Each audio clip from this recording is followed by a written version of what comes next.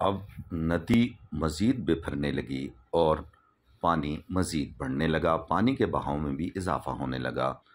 زیر نظر ویڈیو میں طارق روڈ نادرا آفس اور اس سے ملحقہ مارکیٹ ہے۔ اب پانی نادرا آفس اور اس سے ملحقہ مارکیٹ میں بھی داخل ہو گیا ہے۔ چونکہ نادرا آفس بھی ندی کے بالکل سائڈ پہ ہے اس کی مارکیٹ، تو اس لیے اس میں پانی داخل ہو گیا ہے اور تمام ریکارڈ ضائع ہونے کا بھی خطرہ ہے۔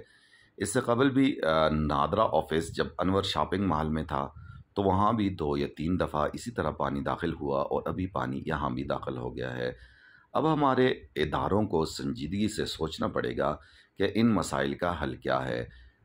عوام کا یہ کہنا ہے کہ اگر بل صفائی ٹھیک طرح سے ہو جائے اور جتنی قریب کی آبادیاں ہیں اور مارکیٹیں ہیں ان کا سارا کچرا صحیح طریقے سے جمع کر کے ڈمپ کیا جائے، چونکہ آلریڈی محکمہ ٹی ایم اے بھی موجود ہے اور سوشل ورکرز بھی کام کرتے ہیں، اور اگر اس پہ سنجیدگی اختیار نہ کی گئی تو آئندہ کے لیے یہ ایک وبال جان بن سکتا ہے۔